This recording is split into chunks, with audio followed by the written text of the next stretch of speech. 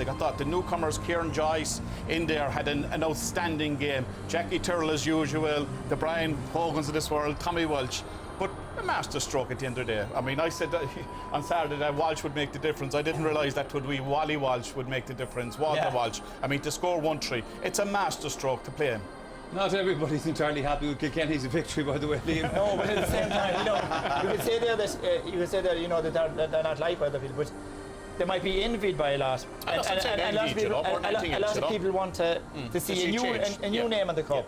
But they're admired by everybody. That's my point. You have to admire. Absolutely admired. You have to admire them, for what they've done. And it's up to everybody else to come up to that standard. It's great to have a team that's raising the bar the whole time, that's bringing the standard of the game forward. And it's up to everybody else to come up to that standard. Don't expect them to come back down. They won't. You must come up to that standard. So the bar has been raised for everybody else. And what I really like about them is they keep things so simple. That you don't hear anything about psychologists or anything about, even though they might be doing it all behind the scenes. Brian Cole will come out and say it's a simple game. You get the ball, get possession, you move it on. But that philosophy, that old style philosophy that he has, look at the dividends it has paid over the last 12 or 13 years. But there was a stage during the second half today, right? Though there was a major turning point, right? There was. You had the setting off the Sir Darlan thing, but you had the goal that was disallowed for Sir Darlan as well, right? And it would be interesting to see the referee's position on that. Did he blow for the free on Damien Hayes, or he certainly had his hand in the air, or was he giving them the advantage, right? And after that, Joe Canning hits the post here, right? One of those being allowed certainly could have changed it, right? Because it was a crucial stage. But you have a point from the 44th to the 48th minutes. There was 3 points in it at that stage. Galway all the way back. Now, to have any chance, we're not going to say they're going to win. No, not to win it, but have a chance. Danlan's goal had to be allowed. Joe would have to have scored the goal that hit the post. Right after, then Danlan being sent off, and straight away after Danlan being sent off, Richie Powell scores a point. That's right. Game over. They were still hanging off of scraps though, because the reality is Kilkenny scored 12 points in play in the forward line. There's five of the 6 Galway forwards failed to raise absolutely. Do you know what I mean? So they were just literally hanging on there. They would have needed a goal or two just because really they were hanging on in the first. But that was just to give them a sniff at that period. Because right throughout the field, the intensity was being driven by one team today. We've seen Richie Hogan hooking, we've seen him, and in fairness to Galway, it's the first time this year that Galway played Kilkenny and they failed to match him for intensity. The Leinster final, I think Galway beat them for intensity. The All-Ireland final, the first day, they matched them for intensity. But in fairness, today it was Kilkenny's day. But Galway have had a huge year. I think Anthony Cunningham and his background team have done a superb job with Galway. They brought him from, let's be honest about it, they were well outside it. They might have been viewed the top 4 at the start of the year. And all of a sudden they found themselves within a puck of a ball of winning the All-Ireland final on the first Sunday in September. But you see what they did out today, the central of the Galway defence, we all knew was a bit league. What to do with Richie Hogan inside full forward and Kevin Hines. Kevin not used to playing for, he absolutely went to town. Henry Shefflin at centre forward goes on. So we'll just start him again. And then the 2 midfielders, Mick Finlay and Killian Buckley, who had a terrific game, they cleaned out. So Galway's strong points from the strong areas from the last day were immediately attacked, negated, and from then on we have spoken so much about the Kilkenny manager Brian Cody, but let's hear from him now. He's talking to Claire McNamara. Brian, it certainly was a third time lucky against Galway and quite some comprehensive style. It was a great performance, I think, by the players. Obviously we didn't enjoy a great start the last day and in the Leinster final as well, but we got a good start, and I suppose we were rocked back by 2 goals, but our reply straight away was outstanding, and I think the way we just played was excellent. Couldn't have hoped for any better. I mean, we were put to the pin of our collar for right up to half time and beyond, but the response at all time was there, and we just kept going and we kept pulling away, and it was really outstanding stuff, I think. It certainly was. Despite all of your success, hunger and determination was so clear to see today. There was no way you were falling behind. Yeah, well, I mean, there's no way we could be out here if our hunger or determination was in any way diluted at all.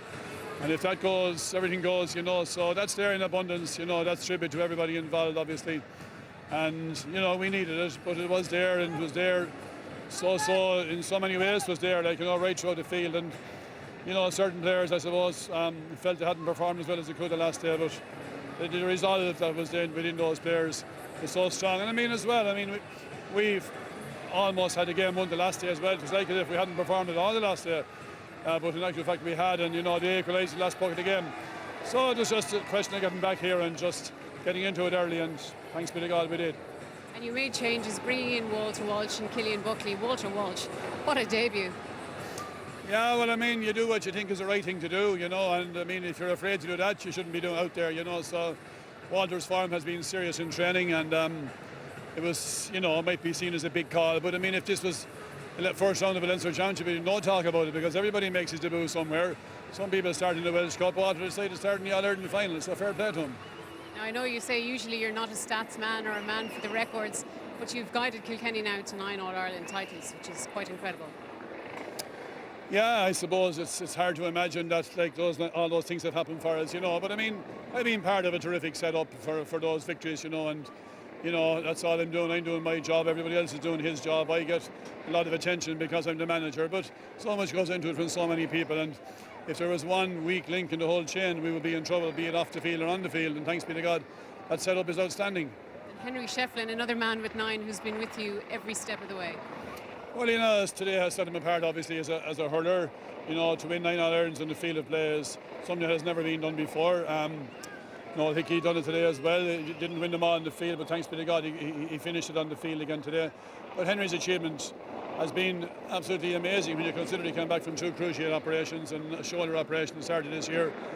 Would have broken most people at his age. You would be happy to say, look, I had a good innings, but he was just so determined to get back, and you know everybody realises what he did the last day for us here. But I mean, he's been doing this so often, and again, his outperformance, his work rate is just immense, you know, and he leads by example, and he's the reason why so many young players want to come in and play with Kilkenny. So it's chasing the 10th now, Brian, is it? Well, I'm sure Henry will be thinking like that anyway, that's for sure. And you know, the things we celebrate this, we should celebrate it, and we'll see where we go then after that. But I mean, for the players, it's their determination to keep going has to be there. I'm sure it will be. Congratulations, Brian. Well done. Sure. Thank you. Yeah, the little logo behind Brian Cody there said nothing beats being here, and that's the truth, Liam Sheedy, certainly for Kilkenny supporters anyway this past decade. Yeah, sure. I mean, it's been an amazing roller coaster ride for him right throughout, you know. But you know, he deserves some credit. You know, I mean, the amount of players he's put through his hands, all high-performing players, all wanting to play. You know, like, you know, he left off Aidan Fogarty and Colin Finlay today, which, you know, in some dressing rooms that could cause a big deal. And Kilkenny, no problem. You know, there was comments made, you know, after the last match about unsportsmanlike, no problem. You know, taken out of context. Taken out of context. Yeah. All they do is play. And like they turned up today again, and he said, well, we didn't start. We wanted to start, but by God, we'll go out and we want to play well. And I just think what he's done with that group of players, and the way he has them fresh and hungry every time they come to play, he deserves huge credit. Claire prompted the question to him there, Ger. You know, it'll be 10 All-Irelands next year if they go for it. He didn't say he would, and he didn't say he wouldn't.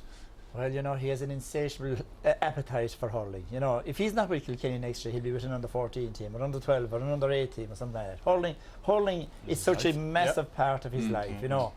But like you know, there are so many great things about him, like, but he's so consistent in the way he behaves himself. You know, the way he carries himself off the field, on the field. He gets involved in the odds grade. But everything who doesn't? And who doesn't? Exactly. I have no, exactly. We all get by the straight. But what I, you know, the first time I met Brian Cody, what really impressed me was the belief he has in Kilkenny hurlers. Yes. He has always said there are always plenty of good hurlers in Kilkenny. He has never deviated from that. And once they come into him on that Kilkenny team, there's a way for them to train. There's a way for them to behave on the field. There's a way for them to behave off the field. So he has set that he has set that template for every Kilkenny player coming in, how to play, how to behave. And he has remained totally consistent himself. So that everybody coming in, they want to be part of it. They would kill to be in there and be part of it. And results have come as a result of that. But long term, his legacy to Kilkenny is absolutely massive. I mean, and you just can't. The master stroke today was starting Walter Walsh. Yes. Right? I mean, he's come out of the blue. I believe in training behind closed doors. He was giving Jackie Turrell his belly full of it. Now, if you're giving Jackie Turrell his belly full of it, you must be on your game at that stage, right? And to put him in there on Johnny Cohn, who was probably Galway's best defender for the summer. We said before the game why he did that, right? And it was to win. Get up there, catch ball, win it, lay it off, and get your scores as well yourself. It was a master stroke. Okay, much more analysis and reaction to come, but don't go away. We'll be